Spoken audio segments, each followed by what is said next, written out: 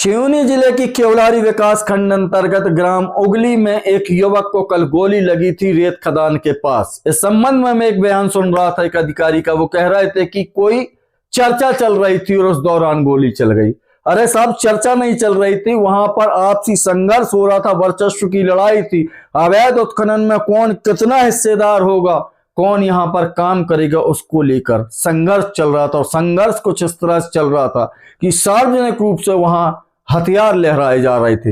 इस घटना के प्रत्यक्षदर्शी की अगर बात माने, जो उसने वीडियो में बोला है कि राजेश पाठक और अनुराग तिवारी, जिनका उसने नाम लिया, वो कम से कम 15 से 20 गाड़ियों में आए हुए थे और वहां पर हुजूम ऐसा था कि सड़क पर जाम लग गया। यह युवक मेला देखने गया था जिसे गोली लगी है, अपने परिवारजनों के साथ वहां से क्रॉस कर रहा था, परंतु रास्ता नहीं मिल रहा था। इंतजार कर रहा था कि कब यह संघर्ष समाप्त हो या उसे जाने का रास्ता मिले। अचानक उसके पेट में आकर लोहा धंस गया, बुलेट धंस गई, बेहोश हो गया। उसके परिवारजनों ने देखा, उसे केवलारी अस्पताल ले गए।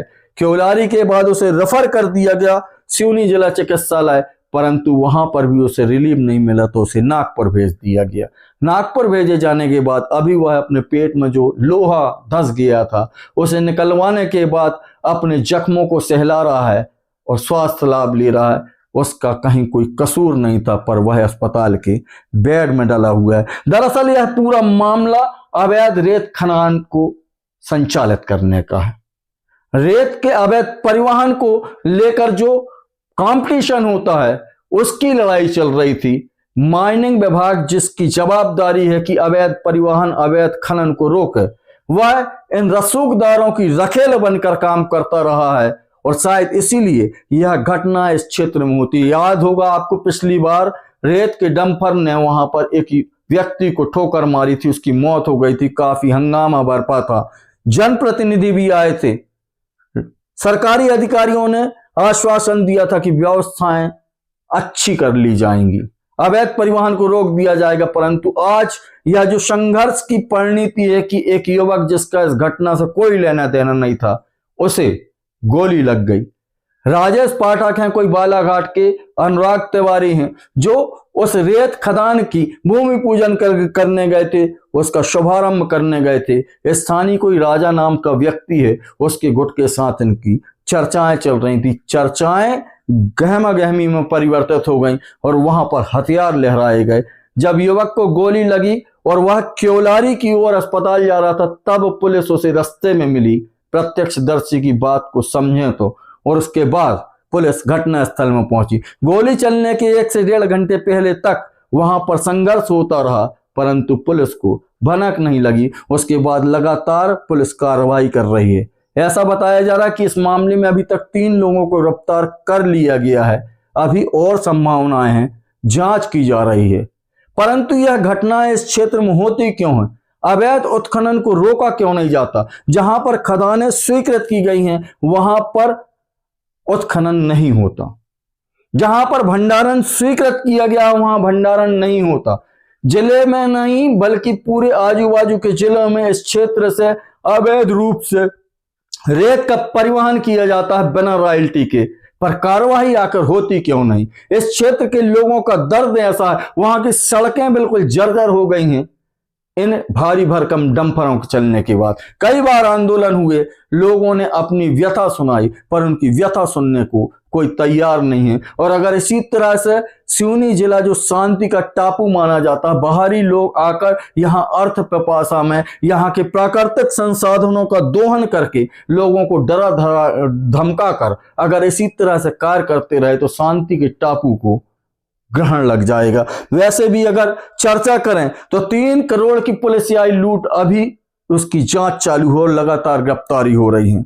जिले में सफेद पाउडर की आमद बढ़ गई है, पुलिस पंगु बनी बैठी। इसमें एक टास्क फोर्स बनाई गई थी अनधिकृत रूप से, जिस पर रिश्वत लेने के आरोप लगाए गए थे और रातों रात उस टास्क फोर्स को बर्खास्त कर दिया गया।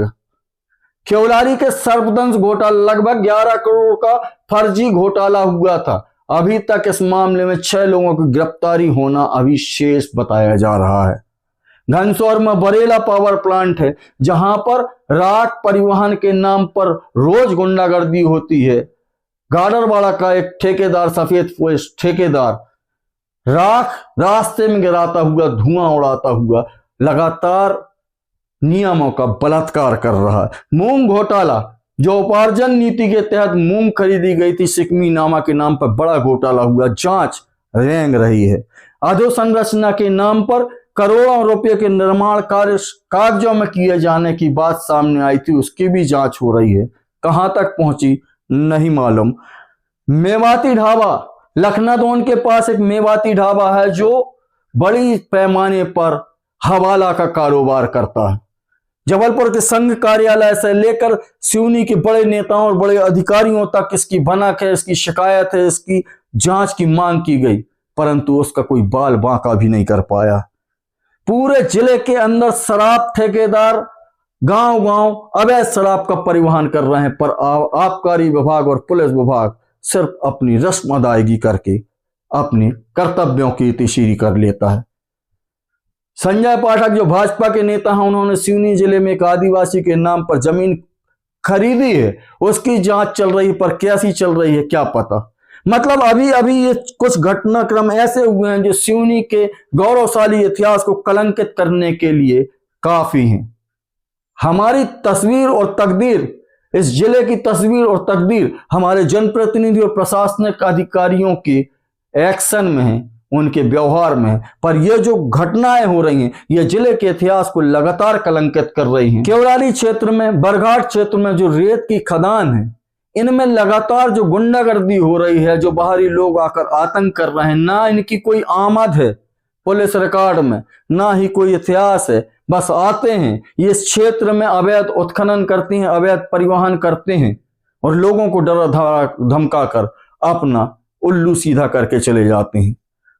क्या आप लोगों को अपनी जवाबदारी, अपनी सुरक्षा की जिम्मेदारी खुद लेना होगा, क्योंकि जिनके कांधों पर कानून की रक्षा करने की जवाबदारी है, जिनके कांधों पर इस अवैध उत्खनन को रोकने की जवाबदारी है, वह तो महीना और मंथली लेकर खुश हो जाते हैं और जनप्रतिनिधि सिर्फ रस्म अदायगी करके अपने कर्तव्यों से पल्ला झाड़ लेते हैं। तो क्या इस तरह की घटनाओं को रोकने के लिए पुलिस विभाग कोई कठोर कार्रवाई करेगा ताकि इस तरह की घटनाओं की पुनरावृत्ति ना हो सके? भविष्य में देखने वाली बात होगी। नमस्कार।